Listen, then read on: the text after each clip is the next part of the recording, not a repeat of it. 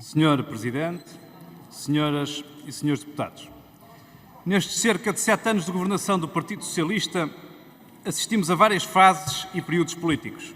Tivemos a devolução de rendimentos pós-Troika, a devoção ineficaz porque ideológica ao Serviço Nacional de Saúde, o controle das contas públicas que serviu para corrigir o legado reputacional de José Sócrates, a descentralização de competências que transferiu responsabilidades para os municípios e que parece arrastar-se eternamente.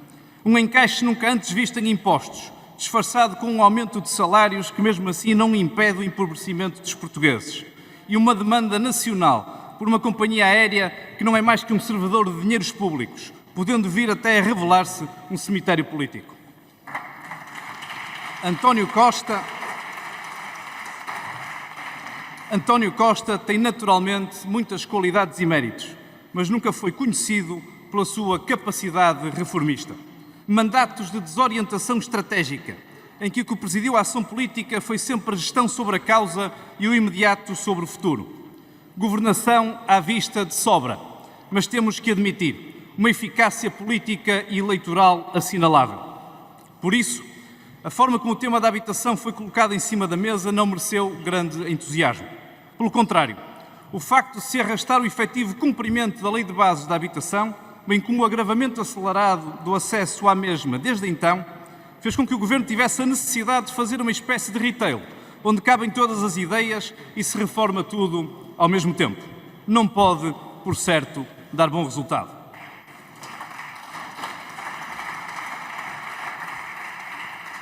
A confiança e o privilégio que os portugueses entregaram ao Partido Socialista na forma de uma maioria absoluta poderia antever as tão desejadas e ansiadas medidas estruturais que trazem consigo descontentamento e contestação, mas que exigem fundamentalmente coragem reformista.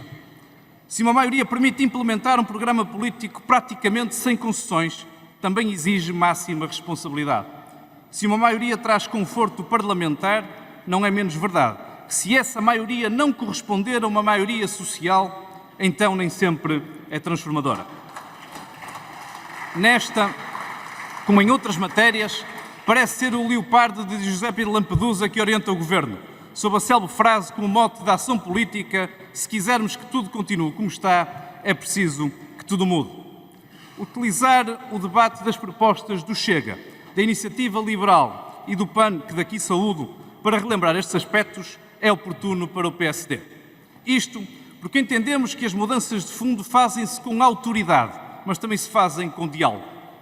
Perdida que está a autoridade apenas passado um ano de mandato, resta ao Partido Socialista cumprir a maioria dialogante prometida pelo seu Primeiro-Ministro. Daí que, pior que o programa Mais Habitação ser regulamentado apenas pela maioria, é avançar ignorando as propostas que os diversos partidos têm trazido a este plenário. Seria um erro. Neste particular, a vantagem do PSD é que fez a sua parte e deixou claras as suas prioridades na habitação. A alteração do regime jurídico de urbanização e edificação, bem como dos instrumentos de gestão territorial.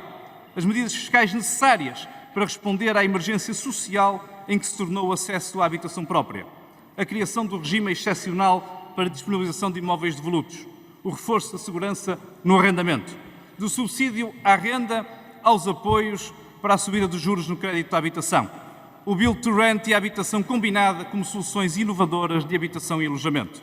Trouxemos a este plenário todas estas ideias e isso baliza bem a nossa posição em relação às propostas que hoje discutimos. Embora o diploma tenha margem para ser melhorado e tenhamos reservas relativamente à parte da redação, entendemos que o projeto de lei do Chega é positivo. No que toca às propostas da IEL. Se por um lado entendemos que o projeto de lei 630 traz uma confusão de conceitos e de regimes legais e que o projeto de lei 652 não define de forma consistente o conceito de interessado, tornando-o assim indeterminado e perigoso, por outro, e ainda com dúvidas de cariz constitucional, acompanhamos a ideia de flexibilizar o uso dos solos. Aliás, faz parte do nosso programa para a habitação e esperamos que na especialidade nos possamos juntar para construir um regime que sirva às populações. Ainda no que diz respeito àquilo que nos traz hoje esta discussão, cumpre igualmente dizer que acompanhamos a preocupação do PAN relativamente aos jovens. Os jovens são os mais penalizados e os primeiros a ficar para trás. Ver barrado o acesso à habitação é negar futuro àqueles que querem vencer o desafio da autonomia e da independência. Senhoras e senhores deputados, a situação da habitação em Portugal é o estado da nação e a um governo que perdeu a autoridade resta-lhe apenas o consenso parlamentar.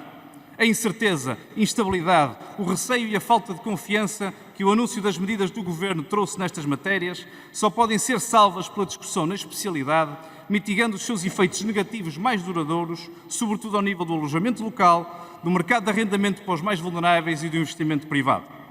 Perdida que está também a confiança de um número assinalável de municípios nestas medidas, exige o interesse nacional, que nos empenhamos em recuperar a previsibilidade, a confiança e a articulação entre todos os agentes envolvidos. Termino, Sr. Presidente, reiterando que o PSD continuará empenhado em encontrar soluções de consenso, na certeza de que é uma tarefa que o Governo dificulta sempre que se enfraquece pública e politicamente. Muito obrigado.